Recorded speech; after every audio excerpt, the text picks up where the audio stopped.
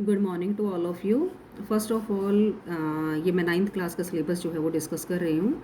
ठीक है, तो इसमें बच्चे आपको पता है कि जैसे कि आपके जून में जो है वो पीरियोडिक टेस्ट जो है वो कंटिन्यू होंगे। उसमें सबसे फर्स्ट ऑफ ऑल मैं आपको जो है सिलेबस जो है आपका पीरियोडिक टेस्ट का वो आपको मैं क्लियर करना चाहती हूँ। ठीक है, फर्स्ट है आपका जो आएगा वो है आपका जीओ का first chapter size and location. ठीक है, देन उसके बाद आपका है सेकंड चैप्टर सिविक्स का। देखिए फर्स्ट चैप्टर जो है वो आपका सिलेबस में इंक्लूड नहीं है। ठीक है, तो हमने जो चैप्टर कंटिन्यू किया है, जो सिलेबस कंटिन्यू किया है सिविक्स का, वो है आपका chapter number 2, what is democracy and Y democracy. ठीक है, देन उसके बाद जो हमने चैप्टर आपका लिया है वो है आपका इकोनॉमिक्स का chapter 1, the story of village Palampur. आपको ये चैप्टर मैं वीडियो के थ्रू भी आपको बता चुके हैं, आपके पीडीएफ भी मिल चुके हैं, आपको एक्स्ट्रा क्वेश्चन भी, इंपॉर्टेंट पॉइंट भी आपको सभी को मैं सभी जो है वो पीडीएफ के थ्रू सेंड कर चुकी हूँ। देखिए बच्चे, फर्स्ट ऑफ ऑल मैं आपको जो एक बात जो है वो मैं आपको क्लियर कर देना चाहती हूँ, वो है आपका जैसे आप बच्चे क्या करते हो कि जैसे जो हमने पीडीएफ से 1 मार्क्स के इम्पोर्टेंट्स 1 मार्क्स के जो क्वेश्चन आंसर हैं, आपके जो है इम्पोर्टेंट्स पॉइंट हैं, ग्लोसरी हैं, कीवर्ड्स हैं, टेक्स्ट बुक क्वेश्चन आंसर हैं, लॉन्ग क्वेश्चन हैं, वो हम पीडीएफ में भेजते हैं। तो आप क्या करते हो कि सिर्फ आप उन्हीं पे डिपेंड रहते हो। ठीक है, तो फर्स्ट ऑफ ऑल आपको चैप्टर पूरा थॉरली रीड करना है। क्या है, अगर आप चैप्टर जो है वो रीड नहीं करेंगे तो आप क्वेश्चन अटैम्प्ट नहीं कर पाएंगे, क्योंकि मैंने जो मोस्टली पोर्शन है वो ये है आपका। ऐसा नहीं है कि आपको एक्सरसाइज के क्वेश्चन आंसर या जो हमने पीडीएफ के थ्रू जो आपको सेंड किए हैं वो आप उनको नहीं लर्न करोगे, वो भी इम्पोर्टेंट है। देन उसके बाद बच्चे देखिए, सबसे पहले क्या है, आपको चैप्टर की रीडिंग लेनी है। ठीक है, फर्स्ट ऑफ ऑल आप क्या करोगे, रिवीजन का मैं आपको बता रही हूँ, क्योंकि ये जो है जो मैं आगे आपको वीडियो में बताऊंगी वो मैं आपका इको के फर्स्ट चैप्टर से स्टार्ट करवाऊंगी। ठीक है, तो आपको क्या करना है कि मैंने मोस्टली बच्चों का देखा है कि आप ना तो वीडियो देखते हैं, ठीक है, ना ही बुक में से रीडिंग लेते हैं, आप सीधा ही कंटिन्यूटी में जो है वो आप पीडीएफ जो है वो नोट कर लेते हैं। तो बच्चे, आपके लिए जो है ये सिलेबस है, ये जो आपके टॉपिक हैं वो आपके लिए बिल्कुल न्यू है। तो ये पॉसिबल ही नहीं है कि आप सीधा ही पीडीएफ नोट करोगे और आपको क्लियर हो जाएंगे। फर्स्ट ऑफ ऑल आप वीडियो को 1 या 2 बार ज़रूर देखिए। देन उसके बाद आपको क्या करना है, फिर उसके बाद आप जो है बुक में से चैप्टर की रीडिंग लोगे, देन उसके बाद आप क्वेश्चन आंसर करोगे। ये तो आपका था जब मैंने आपको वीडियो सेंड की थी, मैंने आपको हर वीडियो में जो है आपको ये क्लियर किया था। लेकिन काफ़ी बच्चों में इम्प्रूवमेंट है, मेरे को नोट्स भी बना के वो सेंड कर रहे हैं, मैंने चेक भी किया है। तो बच्चे, अब जो आपका रिवीजन का जो पैटर्न है वो मैं आपको क्या बताती हूँ।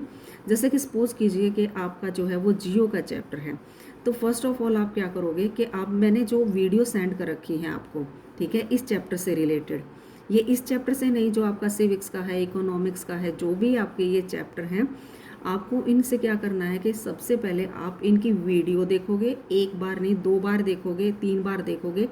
देन उसके बाद आपका क्या है कि मैंने हर पॉइंट को जो है वो लिख के जो है आपको बता रखा है। उसके बाद आप वीडियो से क्लियर करके अपने पॉइंट, देन उसके बाद आप चैप्टर रीड करोगे। ठीक है, चैप्टर रीड करने के बाद आप बच्चे क्या करोगे कि जो आपके क्वेश्चन आंसर पीडीएफ के हमने सेंड कर रखे हैं उनको आप लर्न करोगे। देन उसके बाद जो है, जैसे कि बहुत सारे ऐसे बच्चे हैं 9th क्लास के जो मेरे पास एक्स्ट्रा क्वेश्चन जो है आंसर 1 मार्क्स के भी हैं, 3 मार्क्स के भी, वो सेंड करते हैं और मैं उनको चेक भी करती हूँ। तो आप बच्चे खुद ही सेल्फ मेड क्वेश्चन आप जैसे बनाते हो वैसे ही आप बुक में से या तो आप अंडरलाइन कर लीजिए या 1 मार्क्स के क्वेश्चन जो है उसके अंदर से फाइंड आउट कर सकते हो। तो फर्स्ट ऑफ ऑल आप ये मत सोचना कि जो आप मैंने पीडीएफ में आपको सेंड किए हैं कि आपका पेपर उसी में से बन के आ जाएगा। नहीं बच्चे, आपका ये बेस है। अगर आप जो है वो चैप्टर की रीडिंग नहीं लेंगे, ठीक है, तो अगर आप चैप्टर की रीडिंग नहीं लेंगे तो आपका बेस क्लियर नहीं होगा। ठीक है, वैसे तो मैंने हर टॉपिक को, हर पॉइंट को जो है वीडियो में क्लियर किया है, ठीक है, लेकिन फिर भी आप क्या करोगे कि चैप्टर की रीडिंग लोगे और उनमें से 1 मार्क्स के क्वेश्चन मार्क करोगे। देन उसके बाद आपका क्या है, आपके जो है 1 मार्क्स के क्वेश्चन आप फाइंड करोगे। रिवीजन का आपका यही मेथड होगा, ठीक है। इसके अलावा आपका क्या है कि बहुत सारे बच्चों के पास और या कई पेरेंट्स जो हैं वो बेचारे ऐसे हैं कि जिनके पास बुक नहीं है और उनको जो है डाउनलोड करने में भी प्रॉब्लम आ रही है। तो बच्चे उनके लिए और आपकी फैसिलिटीज़ के लिए जो मैं आज आपकी वीडियो जो है वो सेंड करूँगी, वो हमारी होगी इकोनॉमिक्स का chapter the story of the village Palampur, ठीक है। इसको मैं आपको बच्चे आपकी जो है वो बुक की प्रॉब्लम भी सॉल्व हो जाएगी। देन उसके बाद आपका क्या है कि आपको जो है 1 मार्क्स के क्वेश्चन कहाँ से आपको फाइंड आउट करने हैं, किस तरह से फाइंड आउट करने हैं, वो भी मैं आपको साथ साथ में बताती चली जाऊँगी। और इसमें क्या है कि जो मैं आपको पहले बता रही हूँ, जैसे कि मैं आपको लाइन टू लाइन चैप्टर पढ़ाती चली जाऊंगी, साथ साथ में आपको मीनिंग भी बताते चली जाऊंगी और आप उसमें से जो है वो 1 मार्क्स के क्वेश्चन फाइंड आउट कर सकते हो, ठीक है। सबसे और मैं पीडीएफ में आपको जो है और भी एक्स्ट्रा क्वेश्चन आंसर या मेन पॉइंट जो है वो आपको सेंड करूँगी, ठीक है। तो आप जो है उनसे हेल्प लेकर और आप अपने सेल्फ क्वेश्चन बनाकर जो है आप जो है अच्छे से आप पीरियोडिक टेस्ट कर पाएंगे, ठीक है। फर्स्ट ऑफ ऑल मेरे को आपको यही बताना था। देन उसके बाद आपका क्या है कि आप जो है आपको पहले जो वीडियो मैंने भेजे हैं उसमें पॉइंट लिख के भेजे हैं, ठीक है।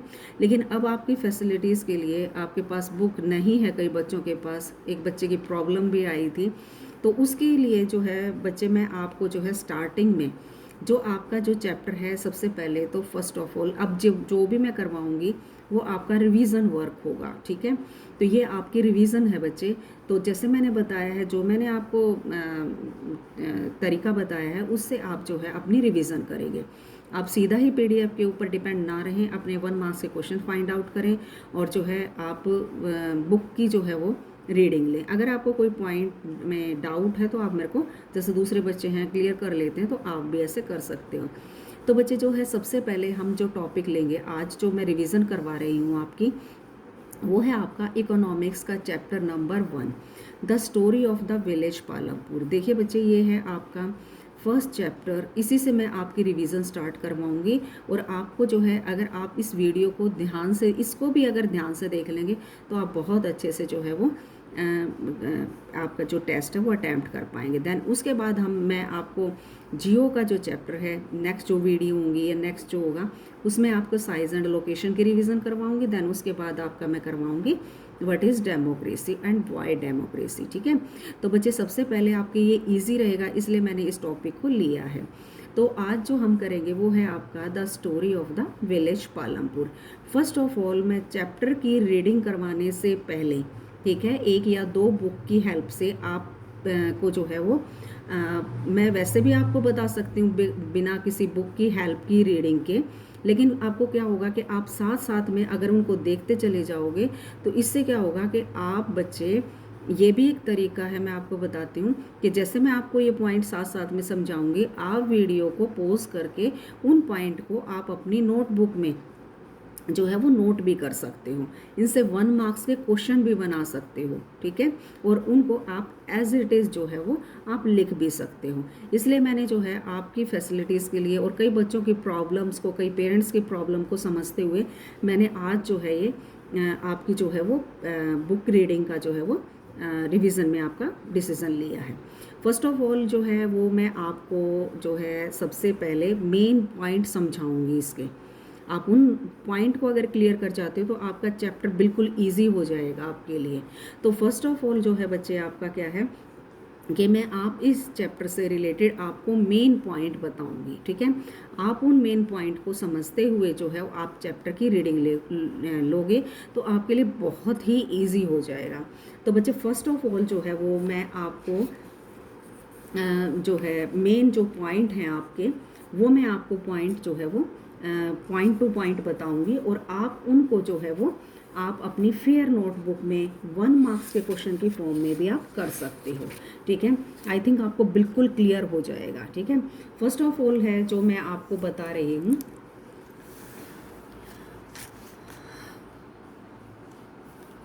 फर्स्ट ऑफ ऑल है ये आपका चैप्टर है the story of the village Palampur, ठीक है। ये आपका फर्स्ट चैप्टर है। अब इस चैप्टर के बारे में अगर हम बात करें तो ये है आपका, इस चैप्टर में मेन कौन कौन से टॉपिक जो है वो इंक्लूड किए गए हैं, ठीक है। फर्स्ट है people economic activity in imaginary village Palampur, यानी कि ये जो चैप्टर है इसमें हम विलेज पालमपुर के बारे में बात करेंगे। ये एक इमेजिनरी विलेज है, यानी कि एक्चुअल में ये है नहीं, और उस विलेज में जो है आप जो पीपल्स हैं वो कौन कौन सी इकोनॉमिक एक्टिविटी करते हैं, ठीक है। यानी कि जो विलेज पालमपुर है वो एक इमेजिनरी विलेज है, और उसमें जो है पीपल्स जो है कौन कौन सी इकोनॉमिक एक्टिविटी करते हैं। देन उसके बाद जो हमारा टॉपिक आता है मेन ऑक्यूपेशन, यानी कि वहाँ के जो लोग हैं उनका मेन ऑक्यूपेशन क्या है, उनका क्या व्यवसाय है, क्या वो वर्क करते हैं। फर्स्ट ऑफ ऑल अगर आप चैप्टर में देखोगे तो सबसे पहले आप अगर चैप्टर की रीडिंग लेते हो तो बच्चे उसमें सबसे पहले आपकी फार्मिंग के बारे में सबसे ज़्यादा डिस्कस किया गया है। फार्मिंग मतलब एग्रीकल्चर बच्चे, ठीक है। तो एग्रीकल्चर जो है वो मेन ऑक्यूपेशन है आपका पालमपुर का, ठीक है। आई थिंक आपको क्लियर हो गया होगा कि पालमपुर एक इमेजिनरी विलेज है, और यहाँ के पीपल्स की जो है वो इकोनॉमिक एक्टिविटी जो है वो कौन कौन सी हैं हम इस चैप्टर में रीड करेंगे। अब बच्चे देखिए, जैसे कि मैं आपको बता रही हूँ कि आप इसमें 1 मार्क्स के क्वेश्चन कैसे फाइंड आउट करोगे, जो मैं आपको ये पॉइंट बता रही हूँ, ठीक है। इसमें आपका क्या है कि main occupation of the right the main occupation of the village Palampur ना peoples of the village Palampur. आप आंसर दे सकते हो फार्मिंग, एग्रीकल्चर। तो इस तरह से आप 1 मार्क्स के क्वेश्चन जो है वो आप फाइंड आउट कर सकोगे। अच्छा बच्चे, एक चीज़ और मैं आपको बता रही हूँ, ये पॉइंट क्लियर करने के बाद फिर मैं आपको जो है आपकी बुक में से चैप्टर की रीडिंग भी करवाऊँगी, ठीक है। तो ये आपके मेन पॉइंट हैं। देन उसके बाद आप चैप्टर की रीडिंग करेंगे। देन उसके बाद आपका मैंने बताया कि मेन ऑक्यूपेशंस कौन कौन से हैं आपके, मतलब मेन ऑक्यूपेशन यानी कि मुख्य व्यवसाय, यानी कि मुख्य जो वर्क जो है, मेन कौन कौन से वर्क यहाँ, मेन कौन सा वर्क है जो यहाँ पर लोग परफॉर्म करते हैं, आपका है फार्मिंग। फार्मिंग कंफ्यूज नहीं होना, एग्रीकल्चर, ठीक है।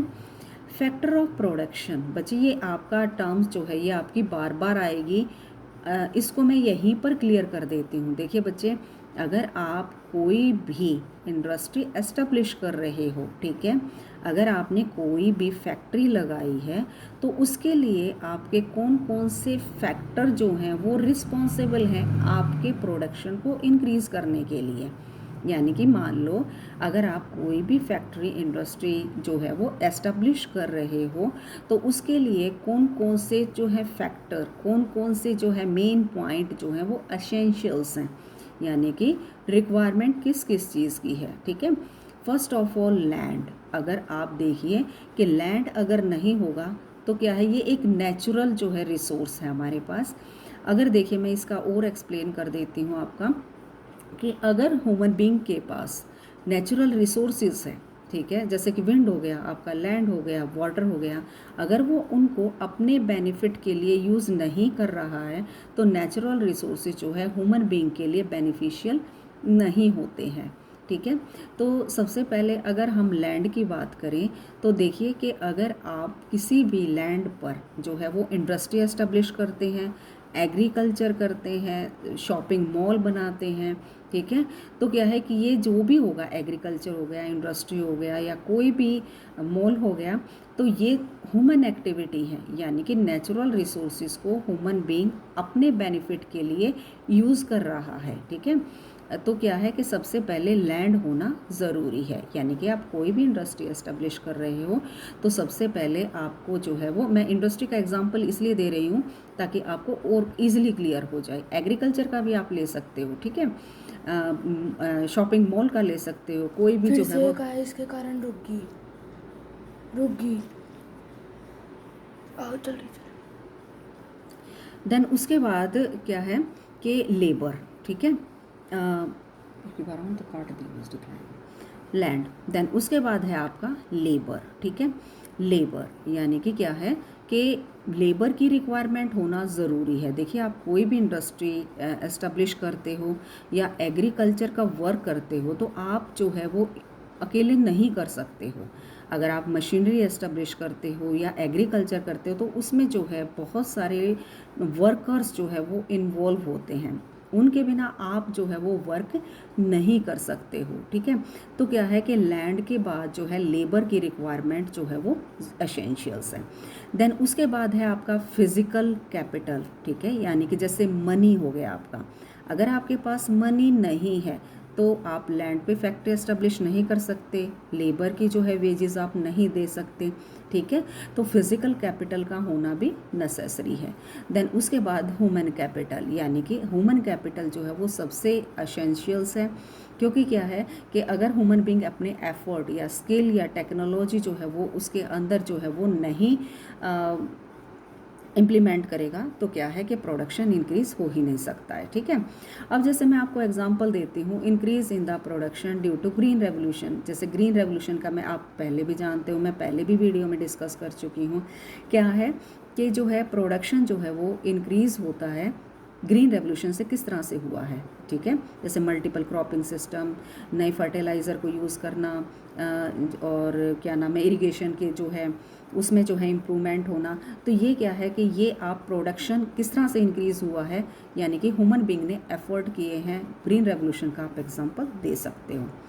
मल्टी क्रॉपिंग मेथड, ये मैं आपको पहले भी बता चुकी हूँ कि मल्टीपल क्रॉपिंग सिस्टम यानी कि सेम पीस ऑफ लैंड पे जो है आप कई तरह की जो है वो क्रॉप ग्रो कर सकते हो। ठीक है, आप कई तरह की जो है वो क्रॉप ग्रो कर सकते हो।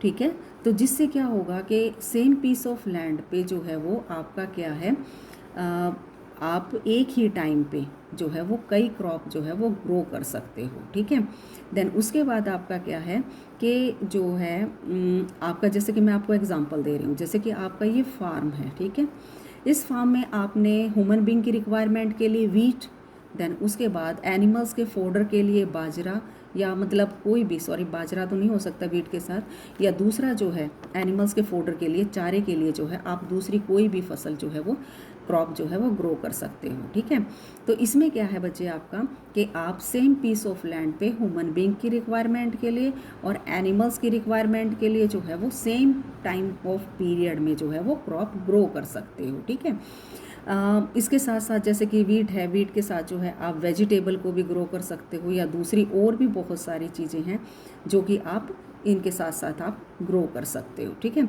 ये होता है हमारा मल्टीपल क्रॉपिंग सिस्टम या मल्टीपल क्रॉपिंग मेथड। ठीक है, यानी कि सेम पीस ऑफ लैंड पे आप कई टाइप की जो है वो क्रॉप को ग्रो कर सकते हो। ठीक है, देन उसके बाद है आपका टू एग्रीकल्चरल सीज़न, यानी कि हमारे जो हैं वो दो एग्रीकल्चर के सीज़न हैं, राबी और खारिफ। ठीक है, ये मैं आपको क्लियर बता चुकी हूँ। आपका राबी है जैसे कि आपका ये सर्दियों में होता है, ये इसके बाद आपका ये समर में होता है। ये आपको जो पॉइंट है मैं आपको बताती चली जाऊँगी। तो क्या है कि ये आपको जो मैंने पॉइंट बताए हैं इनके आप 1 मार्क्स के क्वेश्चन भी बता सकते हो। देन उसके बाद हम चैप्टर के मेन पॉइंट स्टार्ट करते हैं। इंट्रोडक्शन में जो है ये आप अपनी फेयर नोटबुक में भी ऐड कर सकते हैं, जो कि आपको काफ़ी हेल्पफुल होंगे। ठीक है, 1 मार्क्स के क्वेश्चन में भी, चैप्टर की ब्रीफ रीडिंग में भी, और जो है आप चैप्टर रीडिंग करोगे उसमें भी काफ़ी हेल्पफुल हो सकते हैं। ठीक है, जैसे पालमपुर क्या है कि एक इमेजिनरी विलेज है। ठीक है, ये जैसे कि मैंने आपको बताया। देन उसके बाद क्या है कि main activity of the Palampur आपकी क्या है, फार्मिंग है, यानी कि एग्रीकल्चर भी आप इसको लिख सकते हो। इसमें आपको कंफ्यूज होने की ज़रूरत नहीं है।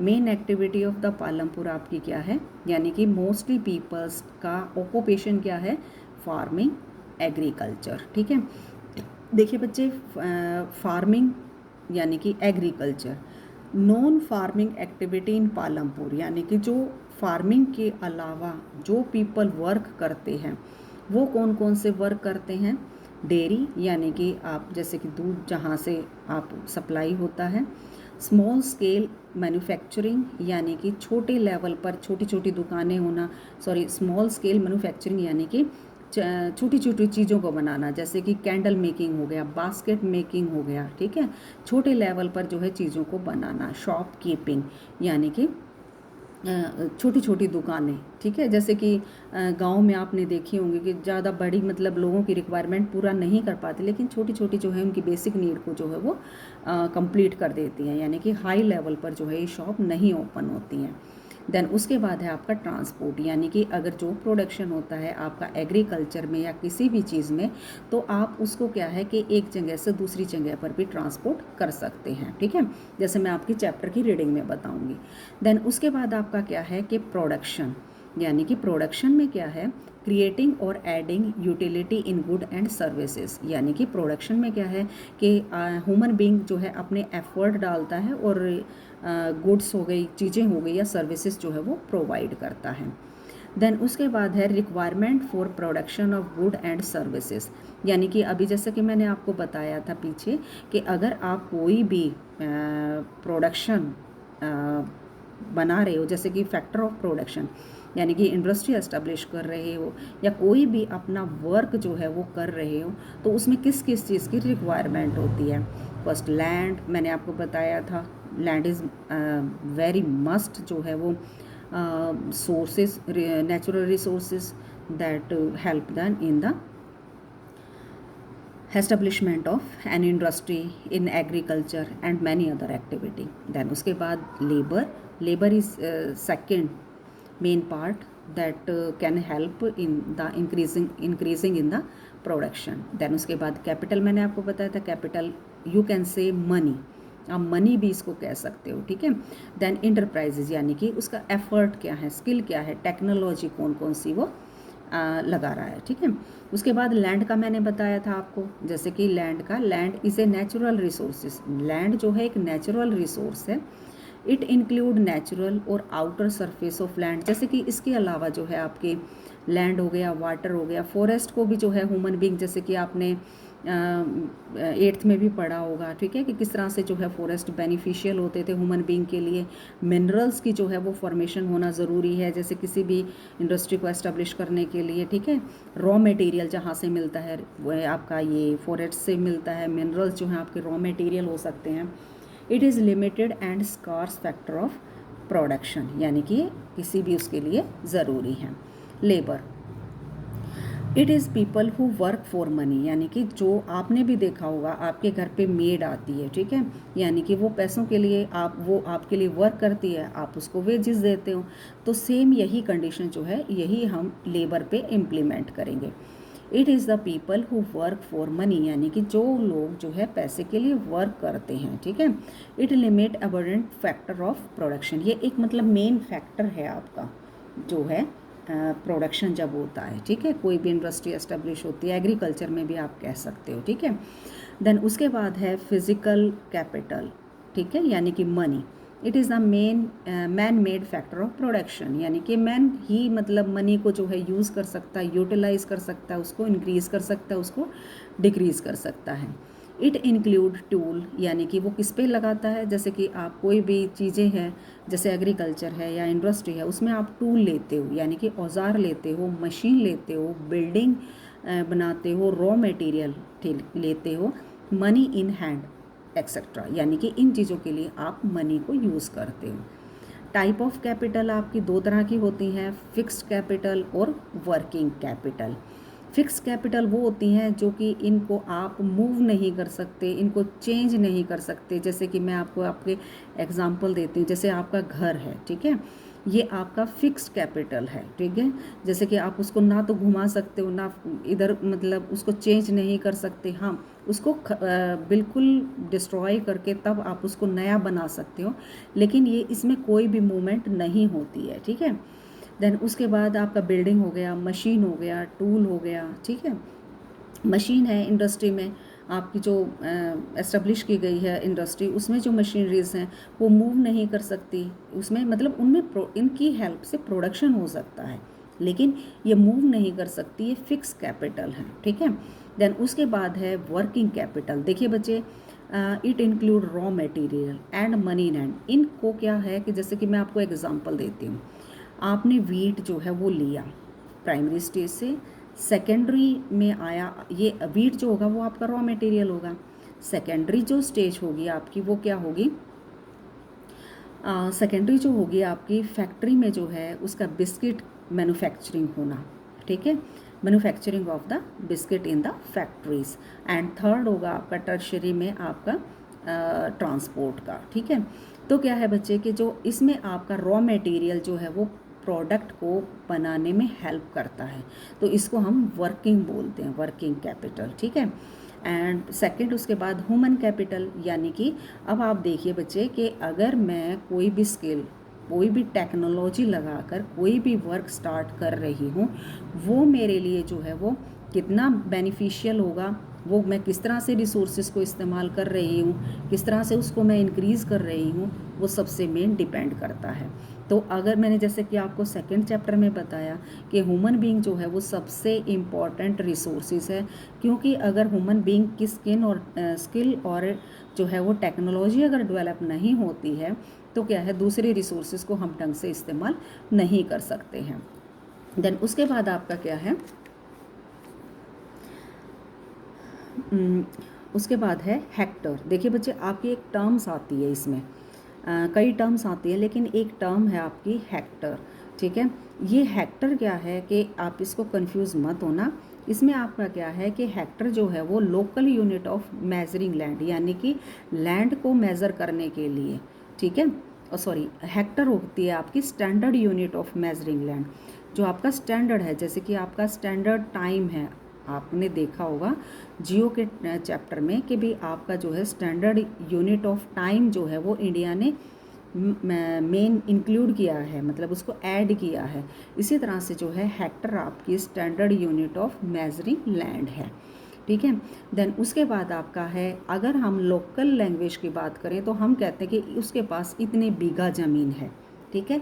कई जगह पर उनको गुआंता भी बोला जाता है, ठीक है। तो बीघा के बारे में तो शायद आप जानते होंगे अच्छे से कि बीघा क्या होता है, कि वो कहते हैं उसके पास इतने बीघे ज़मीन है, उसके पास इतने बीघा ज़मीन है। गुआंता जो है वो कम यूज़ होता है, लेकिन ये जो है आपकी local unit of measuring land, यानी कि जो हम अपनी लोकल लैंग्वेज में इनको यूज़ करते हैं, ठीक है। देन उसके बाद है आपका एग्रीकल्चरल सीज़न, यानी कि हमारे दो तरह के एग्रीकल्चर के सीज़न होते हैं। फर्स्ट है आपका राबी सीज़न, दूसरा है आपका खारीफ सीज़न, ठीक है। राबी सीज़न और दूसरा है आपका खारीफ सीज़न। देखिए बच्चे मैंने आपको कम से कम 25 या बहुत सारे पॉइंट बताए होंगे, 17-16, तो इनमें आप जो है इनको 1 मार्क्स के क्वेश्चन में इंक्लूड कर सकते हो, ठीक है। ये मैंने आपको इसलिए आपकी फैसिलिटीज़ के लिए ही मैंने आपको ये पॉइंट जो है सबसे पहले जो है वो डिस्कस किए हैं, ताकि आप क्या करो कि इनको 1 मार्क्स में ऐड कर सको, ठीक है। देन उसके बाद है आपका पीरियड ऑफ राबी सीज़न। मैंने आपको एग्रीकल्चर सीज़न के 2 पॉइंट बताए हैं, 2 सीज़न बताए हैं आपके, एक है राबी, दूसरा है खारीफ। देखिए बच्चे ये आपके 10th में भी हैं, अगर आप इनको चैप्टर में रीड करके इनको आप क्लियर नहीं करोगे तो 10th में आपको काफ़ी जो है वो प्रॉब्लम जो है वो आएंगी। तो आपका क्या है, एग्रीकल्चर सीज़न है वो है आपका राबी सीज़न, दूसरा है आपका खारीफ सीज़न। अब दूसरा जो है फर्स्ट जो है आपका राबी सीज़न। राबी सीज़न आपका क्या कब से स्टार्ट होता है, जब आपकी सर्दियां स्टार्ट होती हैं, जैसे कि लेट अक्टूबर और अर्ली नवंबर, यानी कि जैसे सर्दी जैसे स्टार्ट होती हैं तब जो है इन क्रॉप को हम ग्रो करते हैं, और जो इनकी हार्वेस्टिंग का टाइम होता है वो आपका अप्रैल और मई में होता है, ठीक है। इसमें आप वीट का एग्जाम्पल दे सकते हो। उसके बाद आपका क्या है, period of the kharif season. ये आपकी जून में स्टार्ट होती हैं, अर्ली जून में, और सितंबर के एंड तक चलती हैं, ठीक है। जो समर में आपकी जो है वो क्रॉप जो है आपकी ग्रो होती हैं, ठीक है। टाइप ऑफ क्रॉप, यानी कि जैसे सीज़न है आपकी उसी टाइप की जो है आपकी क्रॉप होती हैं, खारीफ क्रॉप और दूसरी है आपकी राबी क्रॉप। अब आपकी है खारीफ क्रॉप, जवार और बाजरा है। राबी क्रॉप है आपकी वीट और ग्राम, आप एग्जाम्पल दे सकते हो। अब जो बच्चे आप इनको 1 मार्क्स में एज इट इज़ भी नोट कर सकते हो, आप ये जो है वो मेन नोट करना और आप इनको अच्छे से क्लियर भी करना। देखिए बच्चे आपका है टाइप ऑफ क्रॉपिंग, यानी कि कितनी टाइप से आप क्रॉपिंग यानी कि फसल को उगा सकते हो। पहली है आपकी यूनिक्रॉपिंग सिस्टम, यानी कि जिसमें एक ही क्रॉप जो है वो ग्रो करती है। वो आपको डेफिनेशन के साथ मैं अभी बता दूँगी। डल क्रॉपिंग सिस्टम, देन उसके बाद है मल्टीपल क्रॉपिंग सिस्टम। ये मैं आपको पॉइंट पहले भी सेंड कर चुकी हूँ, लेकिन मैंने दोबारा इसलिए रिपीट कर रही हूँ क्योंकि बच्चे आपके पास क्या है कि ये जो पॉइंट हैं ये आपके पास जो है वो पूरे नहीं होंगे, ठीक है, इसलिए मैं आपको दोबारा से इनको कर रही हूँ, बीच में कुछ पॉइंट नहीं है, ठीक है। उसके बाद है आपकी यूनिक्रॉपिंग सिस्टम।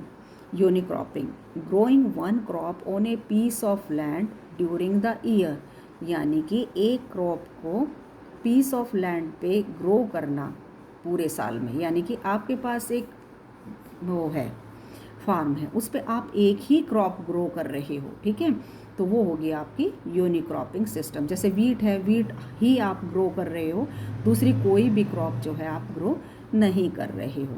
देन उसके बाद है आपकी डॉल क्रॉपिंग, जिसमें कि टू क्रॉप, यानी कि हाफ में आप वीट, हाफ में आप दूसरी जो है वो क्रॉप जो है वो ग्रो कर रहे हो, यानी कि इसमें आपकी जो है वो टू क्रॉप जो है आप ग्रो करोगे, ठीक है। देन उसके बाद है बच्चे आपका multi cropping system. Multi cropping system यानी कि देखिए जो मेन आपका मॉडर्न टेक्नोलॉजी में यूज़ होता है वो है आपका मल्टी क्रॉपिंग सिस्टम। यानी कि देखो आपको भी पता है कि लैंड जो है वो फिक्स है, ठीक है, लैंड में मतलब आप उसको चेंज नहीं कर सकते, आप ज़्यादा नहीं उसको कर सकते, हाँ, लेकिन उसको किस तरह से यूज़ करके उसका किस तरह से उसको बेनिफिशियल बना सकते हैं वो आप जो है जैसे कि एक ही आप ये मान लीजिए आपके पास लैंड है, इसमें आप वीट ग्रो कर रहे हो, लेकिन दूसरी जो है वेजिटेबल भी नहीं, एनिमल्स के फोडर्स के लिए भी जो है आपके पास जो है वो उनकी भी रिक्वायरमेंट पूरी नहीं हो रही है, तो बच्चे क्या है कि आप क्या करोगे कि इस सेम पीस ऑफ लैंड पे टू या टू से ज़्यादा, ठीक है, आप क्रॉप जो है वो ग्रो करोगे ड्यूरिंग द ईयर, एक साल में ही, ठीक है। तो क्या है कि इससे आपका क्या होगा कि आपको ज़्यादा प्रॉफिट होगा, आप अपने लिए भी, एनिमल्स के फोडर्स के लिए भी, और क्या नाम है अपनी वेजिटेबल्स की भी रिक्वायरमेंट को आप पूरा कर सकते हो, ठीक है।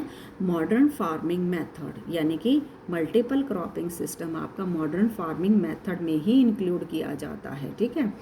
तो इसमें हम क्या यूज़ करते हैं, यूज़ ऑफ फार्म मशीनरीज, यानी कि आपने देखा होगा कि पहले हार्वेस्टिंग का काम लोग जो है वो हाथ से करते थे, फसल की कटाई का। आप भी देखोगे, आप अगर विलेज में जाते हो तो अब जो है वो थ्रेसर जो है वो यूज़ किया जाता है, बहुत सारी ऐसी मशीन्स हैं जिनसे कि आप वीट को जो है वो साफ़ कर सकते हो, ठीक है। और मतलब मशीनरी जो है वो ट्रैक्टर जो है आप यूज़ कर रहे हो, यानी कि बहुत सारी मशीनरी जो है वो एग्रीकल्चर में यूज़ की जाती हैं जो ह्यूमन बीइंग के लेबर की रिक्वायरमेंट को कम करती हैं। डीजल है, यानी कि इसी से मशीनरी चलती हैं। देन इरिगेशन फैसिलिटीज़ हैं, जैसे कि आप हरियाणा में या जो यूपीआई में अगर आप देखोगे क्या है कि आपके जो है स्प्रिंकल मेथड भी जो है वो इंक्लूड किए गए हैं, जिससे कि वाटर वेस्टेज कम होती है और जो है इरिगेशन जो है वो बहुत ही अच्छे टाइप से हो जाता है। पेस्टिसाइड यानी कि पेस्टिसाइड, इंसेक्टिसाइड, यानी कि जो आपके अनवांटेड जो हैं मतलब जो आपकी क्रॉप को जो है डैमेज करते हैं उनके लिए जो है आपको बताने की ज़रूरत नहीं है, पेस्टिसाइड और इंसेक्टिसाइड भी ये यूज़ किए जाते हैं। केमिकल फर्टिलाइज़र यूज़ किए जाते हैं। HYV शीड्स, हाई यील्ड वैरायटी शीड जो है वो वीट की यूज़ की जाती हैं, इनसे जो है वो प्रोडक्शन इंक्रीज़ होता है, ठीक है। एंड मॉडर्न फार्मिंग मेथड, जैसे कि आपका मल्टीपल क्रॉपिंग सिस्टम, देन उसके बाद मॉडर्न फार्मिंग मेथड में ये पॉइंट इंक्लूड किए जाते हैं। आप इनको इससे लेके 1 मार्क्स का क्वेश्चन, 3 मार्क्स का क्वेश्चन, इन पॉइंट को लिख के एक्सप्लेन करके 5 मार्क्स का भी क्वेश्चन बना सकते हो, ठीक है। देन उसके बाद है हमारा HYV शीड्स या सेक्टर्स, ठीक है, high yielding varieties of seed, आपका 1 मार्क्स में भी आ सकता है। Full write the full form of the HYV, ठीक है, high yielding varieties of seeds. Then उसके बाद हम ट्रांसपोर्ट की बात करें कि आपके मान लो जो है फार्म में बहुत ज़्यादा प्रोडक्शन हुआ है, ठीक है, तो आप उसको अपने फार्म में तो नहीं रख सकते, उसको जो है वो मार्केट तक जाने के लिए या आपको जहाँ स्टोर करना है और या पब्लिक डीलिंग तक आपको जो है ट्रांसपोर्ट की जो है वो रिक्वायरमेंट होती है। तो movement of the goods and services animals and plant from animals and people from one place to another, यानी कि जो प्रोडक्शन हुआ है एनिमल्स को, जैसे कि आपने डेयरी में देखा होगा कि एनिमल्स को एक जगह से दूसरी जगह पे भी ले जाया जाता है, और पीपल्स जो है वो मूव करते हैं, इसके लिए जो है वो ट्रांसपोर्ट फैसिलिटीज़ अवेलेबल होना जो है वो मस्ट है। देन उसके बाद है आपका इनपुट ऑफ फार्मिंग। फार्मिंग में क्या क्या आप जो है इनपुट कर सकते हो जिससे कि आपका प्रोडक्शन इंक्रीज़ हो।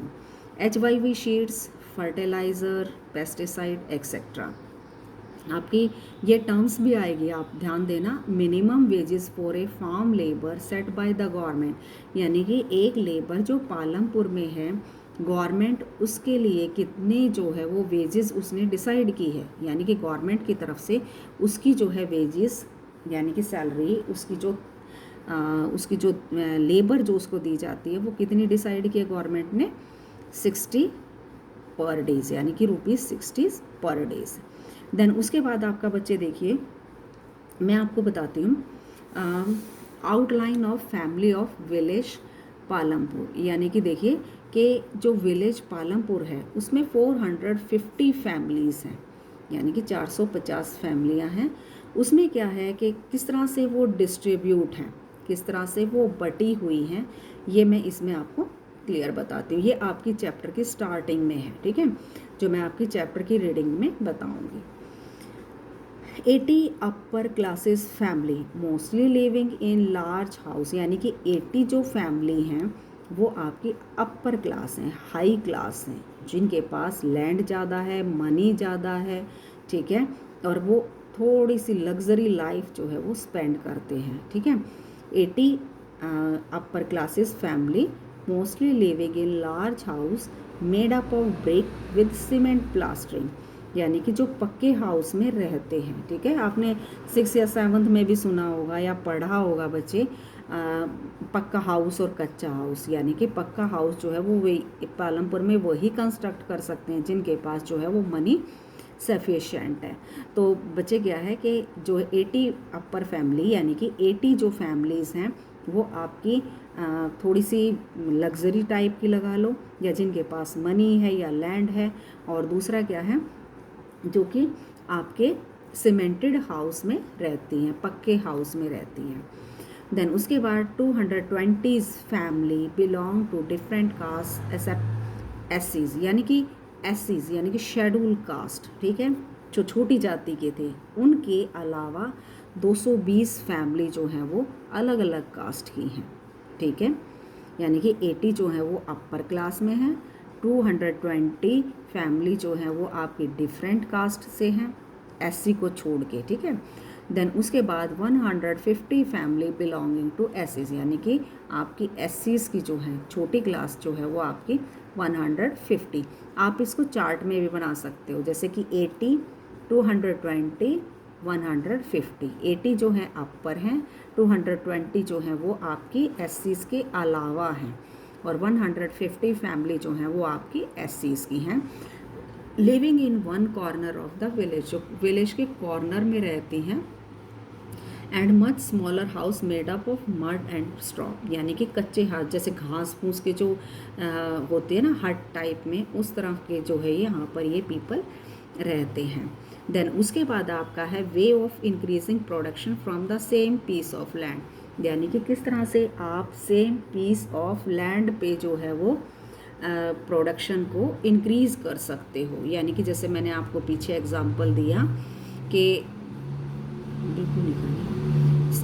वे ऑफ इंक्रीजिंग, यानी कि अगर आपके पास एक लैंड है तो उसमें आप सेम पीस ऑफ लैंड पे प्रोडक्शन, यानी कि आप अपना प्रोडक्शन कैसे बढ़ा सकते हो। जैसे बच्चे फर्स्ट पॉइंट है, आप इनको पॉइंट में क्वेश्चन में भी लिख सकते हो, ठीक है।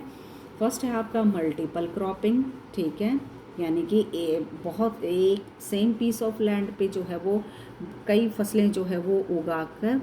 Use of modern farming method, दूसरे मॉडर्न फार्मिंग मेथड को यूज़ करके, जैसे HYV शीट्स को इस्तेमाल करके, केमिकल फर्टिलाइज़र को यूज़ करके आप जो है वो इनको इंक्रीज़ कर सकते हो।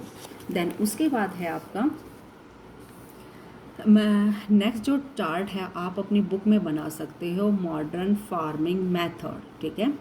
मॉडर्न फार्मिंग मेथड में कौन कौन सी चीज़ें आती हैं आपकी कि भाई आप किस तरह से नई नई टेक्नोलॉजी को यूज़ करके जो है आप अपने फार्मिंग मेथड को प्रोडक्शन को आप इंक्रीज़ कर सकते हो। ठीक है, तो हम कौन कौन सी मॉडर्न फार्मिंग मेथड जो है वो यूज़ कर रहे हैं। ठीक है, तो इसमें आपके जो मेन मैंने आपको पॉइंट बताए हैं, आप इनसे जो है वो 1 मार्क्स के क्वेश्चन भी जो है वो इंक्रीज़ कर बना सकते हो, और 3 मार्क्स के भी 5 मार्क्स के भी आप बना सकते हो।